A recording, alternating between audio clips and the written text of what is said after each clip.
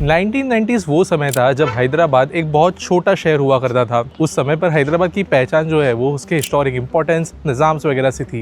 एक hi tech capital की तरह उसको लोग नहीं जानते थे। इसलिए एक पर्सन लैपटॉप लेकर दुनिया भर घूमने लगे और बड़े बड़े कंपनीज को इन्वेस्ट करने के लिए मनाने लगे into the city of Hyderabad. और हाईटेक सिटी के अंदर साइबर टावर्स बन के वहाँ पे पहले मेजर एमएनसीज ऑफिसेस बनना शुरू हुए। इसके बाद में हाईटेक सिटी की पहचान जो है धीरे धीरे as India one of the best tech capitals होने लगी। एक बहुत अच्छा शहर डेवलप हुआ और आज हैदराबाद देश की टॉप 5 सिटीज़ के अंदर इजीली इंक्लूड होता है और मॉडर्न सिटी, इनफैक्ट मुंबई के बाद सबसे ज़्यादा स्काईस्क्रेपर्स रखने वाला एक शहर हैदराबाद बन गया है। लेकिन 2014 में एक ऐसी चीज़ हुई जिसने हैदराबाद को उस पर्सन से छीन लिया। तेलंगाना और आंध्र प्रदेश ये 2 स्टेट्स बन गए और इसकी वजह से आंध्र प्रदेश के पास में हैदराबाद एज कैपिटल ना रहा और आंध्र प्रदेश को एक नए कैपिटल की ज़रूरत पड़ी।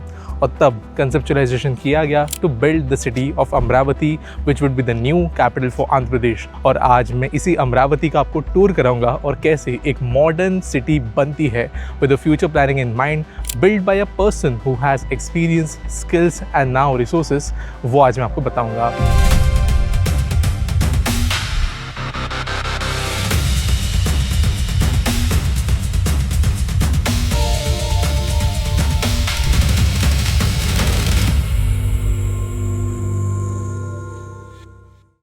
जब भी अमरावती कैपिटल सिटी जो आंध्र प्रदेश में बन रहा है उसका कोई भी इमेज या वीडियो आप देखते हो तो सबसे पहले जो इमेज आता है वहाँ पर आपको वो कई आइकॉनिक टावर्स, बीच में एक लंबा सा स्पायर टाइप स्ट्रक्चर नज़र आता है। उनमें से जो HUD टावर्स है वहाँ पर मैं खड़ा हूँ। ये जो टावर्स दोस्तों होने वाले हैं ये कोई कमर्शियल या फिर कोई बिजनेस टावर्स नहीं है, ये गवर्नमेंट बिल्डिंग्स होने वाली है। जो सेक्रेटेरिएट होता है जहाँ पर अलग अलग मिनिस्ट्रीज़ के ऑफिसेज होते हैं, अलग अलग डिपार्टमेंट्स के ऑफिसेज होते हैं, वो इनमें बनने हैं। टोटल वैसे 5 टावर्स है जिनमें 4 टावर्स जो है वो 39 स्टोरीज़ की होगी, स्टिल्ट प्लस 39 स्टोरीज़ की होगी।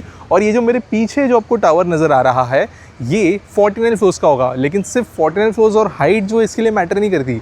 यहाँ पर जो चीफ मिनिस्टर है उनका ऑफिस जो है टॉप पर होने वाला है और उसके ऊपर जो है आपको हेलीपैड नज़र आएगा जो कि एक्चुअली यूज़ होगा। तो ये जो टावर्स है ये नॉर्मल नहीं है, ये one of the most advance government buildings है पूरे के पूरे देश के अंदर। और ये डायग्रिड टावर्स है। अब इनका मतलब क्या?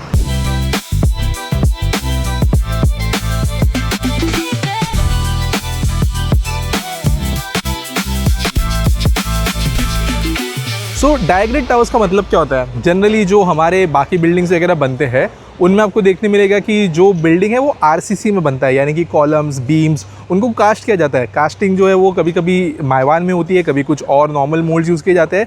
बट यहाँ पे जो है वैसा आपको स्ट्रक्चर नज़र नहीं आएगा।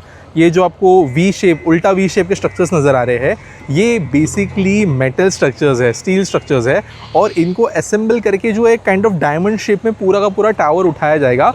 और ये इनका जो शेप है और जिस तरीके से लोड यहाँ पे डिस्ट्रीब्यूट होता है वही इन्हें सपोर्ट करेगा। और एक मेन अंदर आपको काम नज़र आए, फॉर एग्जांपल ये वाले टावर का ये कोर है और देखो बाहर यहाँ पे काम शुरू हो गया है। तो ये जो मेन कोर है यहाँ से यूटिलिटीज़ लिफ्ट, स्टेयरकेस होंगे, लेकिन आसपास की जो सारी जगह है वो ऑफिसेस के लिए, स्पेस फॉर अदर जो ऑफिस के लिए ज़रूरी चीज़ें होती है उसके लिए यूज़ की जा सकती है। तो ये एफिशिएंट है। इंडिया में पहली बार इतने बड़े स्ट्रक्चर्स जो है इस टेक्नोलॉजी के साथ बन रहे हैं और ये कंपैरेटिवली फास्ट भी होता है कंस्ट्रक्ट होने में। तो ये भी काफ़ी यूनिक जगह है। और यहाँ पर जो है ये टावर नंबर 5 है सबसे ऊंचा वाला, फिर इसके बाद में ये 4, 3, 2, 1 ऐसे आगे, और इसके बीच में से कनाल भी जो है वो पास होने वाली है।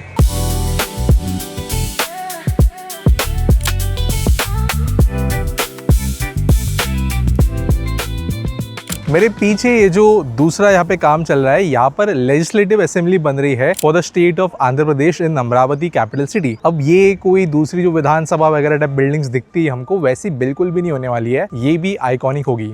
Apart from the different houses of the government, यहाँ पर एक बहुत ऊंचा सा स्पायर आपको देखने मिलेगा। अराउंड 260 मीटर्स का एक स्ट्रक्चर ये होगा जहाँ पर एक टॉप में व्यूइंग गैलरी भी आपको देखने को मिलेगी, जहाँ से जो जब असेंबली नहीं चल रही, बेसिकली जब जो है वहाँ का भवन जो है वो एक्टिव नहीं होगा, उस टाइम पे जो टूरिस्ट है या जो हमारी पब्लिक है वो जाकर व्यू कर सकेगी। और ऊपर पूरा का पूरा एक ग्लास का स्ट्रक्चर होगा जो पूरे के पूरे अमरावती सिटी जो बनने वाली है उसके दर्शन आपको करवाएगा। तो ये भी one of the iconic structure है जो यहाँ पे बन रहा है। So Raghav ji, this entire complex we have been seeing for past 2 days. This most interesting part that I visited was the HUD complex, all the towers being built. Right. Can you explain me what the concept is behind that whole region and how it is being built? Right. So as you have seen, the entire Amravati government complex है, ये क्या है कि it has been stretched across 7 kilometers length and 1 kilometer width. So and you have already seen the cross sections. Yes. So everything is in a grid format. So we have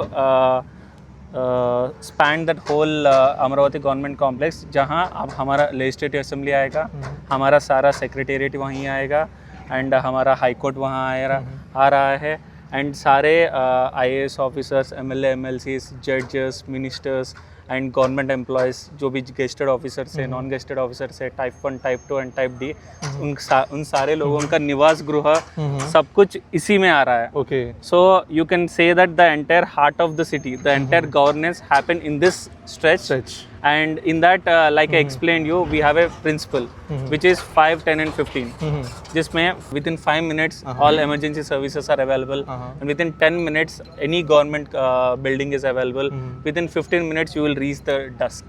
Okay. And you can actually see in that अभी भी जो बन रहा है ना, we have actually gone through this whole complex like twice now. Yes. You have actually seen while construction only, it is so easy for us to access navigate through the whole construction areas and whole जो भी trunk infrastructure हम बना रहे हैं, you have actually seen like how proficiently we are doing it, and everything is not even thought once, twice, thrice. We have taken 3 years to plan this. So जब government नया state बना था 2014 में, we have taken almost 3 years for the entire plan to be done, and 2017 या 2018 starting में ही we started the whole construction, because until then we were waiting for to log the perfect plan for the new capital, because हम सिर्फ IP के बारे में नहीं सोच रहे थे, we are thinking about India. Okay. Because नया इंडिया बन रहा है, इसके लिए नया कैपिटल भी चाहिए, which will be at the global standards. Right. Future में लाइक लोग बोलते हैं हम पेरिस गए थे, नहीं तो हम लंदन गए थे, मैंने न्यूयॉर्क विजिट किया था. They should be saying that हमने अमरावती विजिट किया था.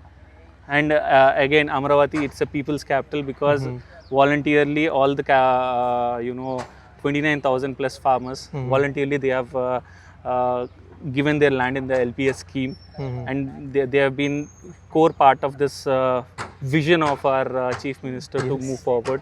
And we all are working with only passion, because we are thinking of we are India's tomorrow. Yes. वो हम झंडा पातेंगे. ठीक है. Thank you so much Raghav ji. Yes. And thank you so much for the insights. Yes.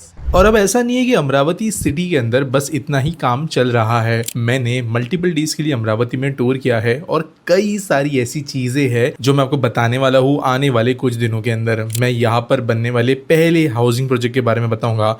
यहाँ पर किस तरीके से water reservoirs and flood mitigation control हो रहा है उसके बारे में बताऊंगा. सड़कों का डिजाइन कैसे होगा, कमांड एंड कंट्रोल सेंटर कैसे बनाया गया है, ये सब चीज जो है आपको मेरे आने वाले कुछ दिनों के वीडियोज में देखने को मिलेगी. तो चैनल पे सब्सक्राइब करके ट्यून्ड इन रहना, नोटिफिकेशंस ऑन करके रहना, क्योंकि इस अमरावती स्मार्ट सिटी सीरीज के अंदर आपको मल्टीपल वीडियोस देखने को मिलने वाली है.